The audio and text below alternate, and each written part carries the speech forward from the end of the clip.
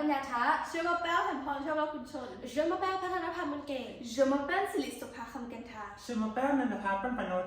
Nous sommes élèves à l'école Nipara Vityalai. Aujourd'hui, nous allons vous présenter la réadaptation d'une fable, Le chant de la fontaine, intitulée Le trésor et les décembre. Il était une fois un pauvre homme nommé Mathieu. C'était un agriculteur qui élevait des vaches. Mathieu avait un ami qui s'appelait John. John était un homme riche.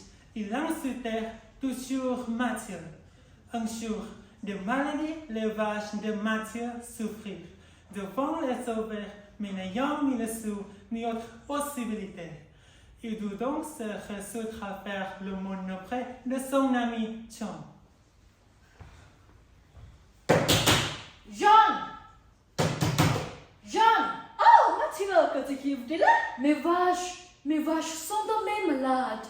Et on peut se la mettre ça, Nadine? Mes vaches sont mourantes et j'en appelle à ta générosité.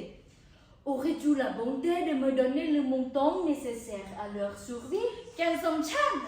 Je t'en prie, cette fois seulement, aide-moi. Pour la vie de tes vaches, nous méritons.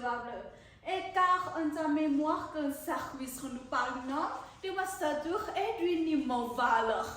Merci beaucoup. Je n'oublierai jamais cette gentillesse.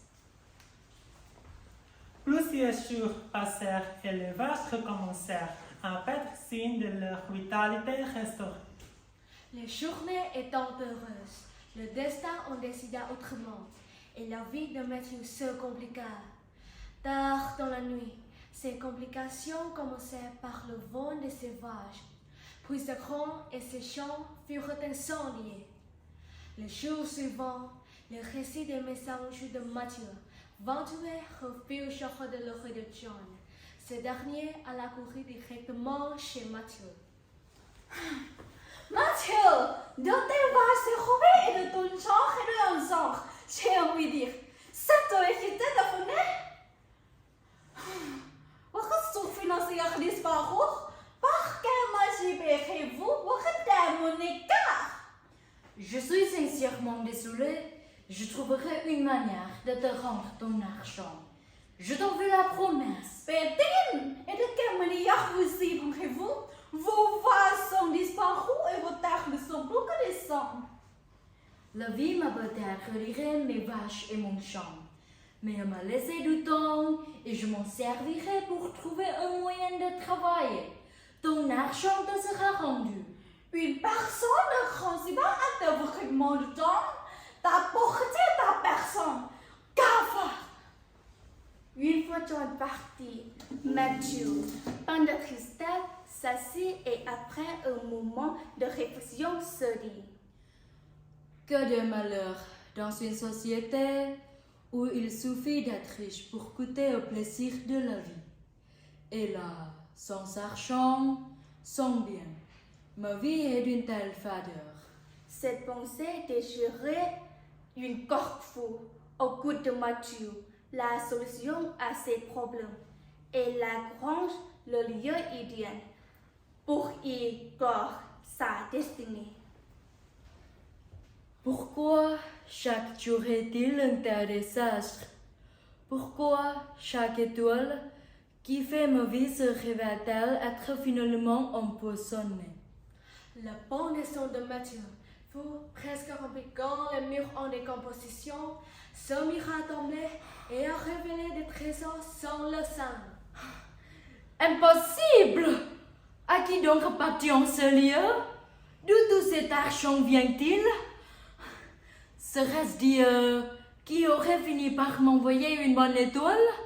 Sans oublier un jour, Mathieu récupéra tous les trésors et sortit de la grange, laissant derrière lui la coquille de clore son destin. Ma joie! Ma bonne étoile! Peu après le départ de Mathieu s'en vint John, pour qui le moment de récupérer ces trésors soigneusement conservés était arrivé. À peine entré dans l'entrepôt, le mur s'effondrait, saisir le regard de John, qui vacilla, mais qui réussit à rester debout. Oh! Quelle horreur! Mon trésor, il a disparu! Comment est possible? De quelle manière puis-je vivre maintenant? Mes trésors, mon argent, c'est ma vie qui s'en va. Comme par un signe, le regard de John se pose sur l'accord qui devait clore la destinée de Mathieu, avant que ce dernier ne s'utilise le trésor de John. Ce qui faisait ma vie s'en est allé, il m'est désormais impossible de continuer pour longtemps. Adieu. Moralité, toutes et tous nous possédons une chose précieuse qui nous a été donnée à la naissance. Cette chose est le temps. Le temps est un trésor qui peut nous enrichir comme nous appauvrir. Cela dépend juste de la manière dont nous choisissons d'en faire l'usage. Merci.